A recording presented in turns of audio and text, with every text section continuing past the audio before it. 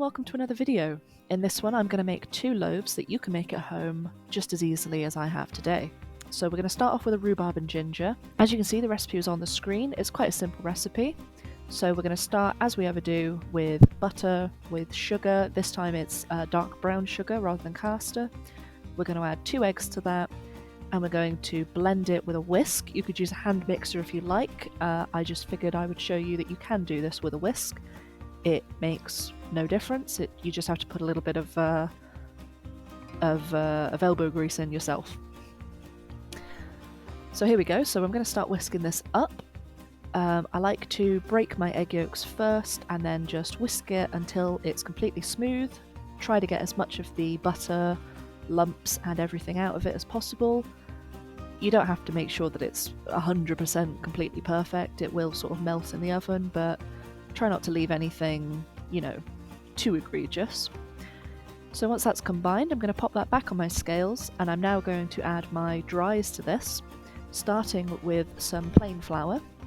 So usually I use self-raising flour for these loaf cakes, so plain was a bit different, but you do add a little bit of extra baking powder to make up for it later on. This is a recipe that I found online. I will link it in the description when I find it. So to that I'm adding my baking powder and a teaspoonful of ginger, which isn't actually in the recipe, so I have added that in. And then I'm just going to whisk that together again until smooth, get all the lumps out, get all the flour incorporated, but don't overmix because you will cause the gluten to seize. So next thing is to take some crystallized ginger and just chop that into small pieces. I believe you can put this in a food processor or use possibly that ginger that's in like the syrup. This is what the recipe told me to do, so this is what I'm going to do. I cut this as small as possible, but you kind of still want it to have, you still want it to be chunks. You don't want this to sort of vanish into the cake, really. You want to be able to bite into a cake slice and sort of be surprised that there's a bit of extra ginger there. And then once that's all minced, I'm just going to place that to one side with great difficulty because it is sticky and it will stick to your knife. And then I'm going to start on my rhubarb. So I've put in 2 stalks of rhubarb. I'm just going to top and tail this, take those ends off, and then I'm going to cut these into small pieces. Now the recipe said about 1 centimetre. I don't know if this is 1 centimetre, they do vary a little bit, but I don't have time to sit there with a ruler and make them, equal. That's insane. So I'm just going to cut them into small pieces and do that with both my stalks. Now, of course, if you do have a bigger stalk, both of these were quite thin. If you do have a bigger stalk, make sure you cut them into smaller pieces.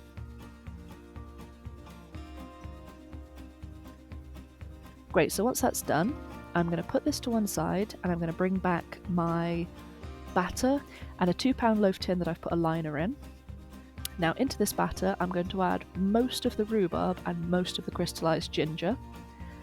So with a spatula I was just making sure everything was incorporated, scrape down the sides and then add in my rhubarb and add in most of my ginger. The ginger that I don't add I will use as decoration at the end, so it is all still going in to the recipe, don't worry about that. So I'm just going to fold that in with my spatula. Again, I don't want to over-mix, or I would never put a hand mixer or anything into this because that would, well, the rhubarb would probably clog it. That wouldn't be the best idea. And then I'm going to pour all of that into my lined tin. You can get these loaf tins and these liners at most supermarkets. I get them from, Tesco, Sainsbury's, Waitrose, whatever. You could get them on Amazon as well. But this is a recipe for a 2-pound tin, which is the standard recipe. So just make sure when you do buy your tin that it is 2 pound. So after I've put all of that in, I'm now going to get the rest of my rhubarb that I didn't put in, and I'm going to put that on top. So this is essentially, I wanted to make sure that I had rhubarb going all the way through the cake. Sometimes if you put fruit into a sponge, it will sink. So I just thought I'll put some on the top, pat it in a little bit. Now I know for certain that I've got some nearer to the top.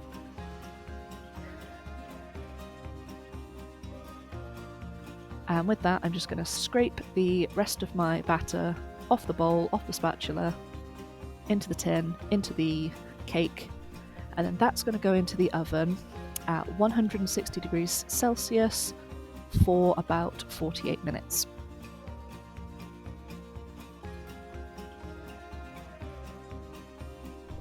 So whilst that's baking, let's start on the orange and poppy seed.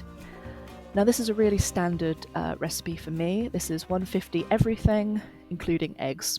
So if you put 3 eggs together, it equals about 150, hence a 150 everything recipe. So we start with our butter, we start with our sugar, we cream those together. And once that's all creamed together, and you could cream this obviously a lot further than I do, I basically just combine them, but you can cream this for several minutes until light and fluffy. But once those are combined, I'm going to add in my 3 eggs. I'm using large eggs, but you could do much the same with medium, and it will make no real difference, quite honestly. And I'm actually going to use orange flavouring for this cake, but if you didn't want to do that, you could use the juice and zest of a lemon, and maybe add an extra 10 grams of flour just to offset the extra moisture. So once that's in, I'm just going to blend that up with a hand mixer this time. This is a little bit of a thicker recipe than the other, and by that I mean creaming the sugar and the butter together is a little bit harder with a whisk, and I didn't really want to go through that. So I'm just back to my old hand mixer. So into that goes the dries, so the baking powder and the flour, self-raising flour this time. And I'm going to beat those together until incorporated. Again, don't overmix. If you overmix at this stage, your cake will come out quite hard, quite dense. The gluten will be overworked, and we don't want to do that. You just want to combine them. And then into that, I'm going to add my poppy seed. I only put about, well, whatever I said on screen, I think it was about 15 grams of this in, because I didn't want it to overpower the loaf. I think this is more than enough anymore, and I think you would be picking poppy seeds out of your teeth for the next week. So once that's all mixed in, and I just mix it in with a spatula, I'm going to take my, again, 2-pound lined loaf tin, and I'm going to pour the mixture in. Now this one's easier than the rhubarb and ginger. There's nothing else to put in afterwards. There's no fruit to put in.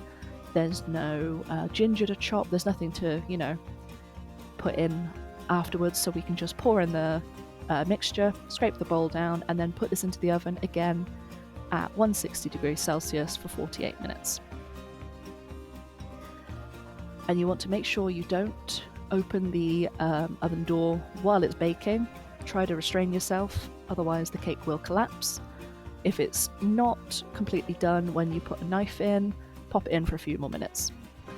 So this is the rhubarb and ginger. It's come out lovely, and I've just let it cool down before I'm taking it out of my tin. Now I'm going to decorate this with some piped caramel, which I have just placed into a little piping bag, and I'm going to zigzag this back and forth over the top of my loaf. Obviously you can do whatever you want. You could use royal icing, you could dust it with icing sugar, you could put buttercream on top, you could leave it plain, you could do literally whatever you fancy. I just think the caramel goes quite well with this cake because it's a bit spicy and a bit tart, so it adds a little bit more sweetness. So after that's done, I'm going to take the rest of my crystallized ginger from earlier that I didn't put inside the cake, and I'm just going to put this along the caramel in a line down the middle of my cake. And once that's all on there, I'm trying to make sure that it sticks to the caramel so that it doesn't really go anywhere. Obviously this will be sliced later, and if you can stick it to the topping, then the better for it. Anyway, once that's on, I'm just going to add the tiniest little pinch of freeze-dried raspberries. These are really for colour more than anything. You probably won't taste them when you eat it, but they add a nice pop of colour, they add a little bit of contrast, and I think that that is a very pretty little loaf. And I'm just going to pop that to one side while I do my next one. So again, the orange and poppy seed has cooled down now. I'm just going to slide it out of its tin and place it down. Now, I used just a plain royal icing here as a drizzle. So this is just water and icing sugar mixed until it's a fairly thick paste. I have done it in the past where I've actually mixed the icing sugar with orange juice, and that's quite nice as well. I thought I would just go for the straight plain version this time. So once again, I zigzagged this back and forth. As you can see, my royal icing actually got a little bit thick, so it did break a couple of times as I was piping, but you could just go back in and fix any mistakes. It's not going to be the end of the world, it's a loaf cake. And then with a few more poppy seeds, I'm just going to, again, sprinkle these down the centre of my loaf. You could add some orange zest, some candied orange peel. Again, you could do buttercream, you could do maybe a chocolate drizzle, but that's my orange and poppy seed. And with that, we've completed the 2 loaves for today. I hope you give this a go yourself. These are super easy to do and super delicious. I hope you enjoyed this video, and I hope I will see you in the next one.